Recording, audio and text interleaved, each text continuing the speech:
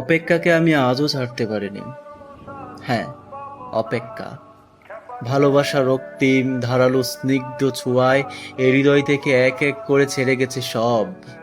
লোভ, হিংসা, ক্রোধ, অহংকার, স্বার্থপরতা, সব কিছু। কিন্তু অপেক্ষা, অপেক্ষা আমাকে আজও ছেড়ে যেতে পারেনি। আমি ভালোবাসার জন্য সব কিছু ছেড়েছি, শুধু অপেক্ষা ছাড়া। অপেক্ষাকে আমি আজও হৃদয়ের গহীনতম অংশে বন্দি করে বেঁচে আছি। অনেকেই বলে শুদ্ধতম ভালোবাসার প্রকাশ হচ্ছে অপেক্ষা। ভালোবাসতে সবাই পারে, কিন্তু সবাই প্রিয়তমার জন্য অপেক্ষা করতে পারে না।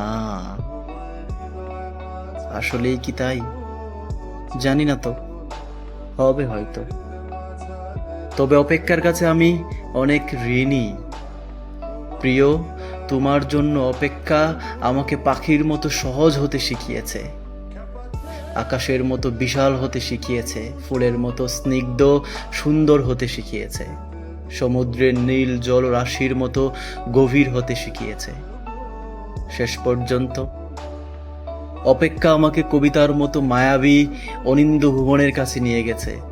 হৃদয়ের মধ্যে অপেক্ষাকে পুষে রাখা কি কঠিন, অথচ আমি সেই কাজটিই করে যাচ্ছি প্রতি মুহূর্তে, কি নিদারুণ আনন্দের সাথে। আহ অপেক্ষা, তুমি কত বেদনার্দ্র সুন্দর।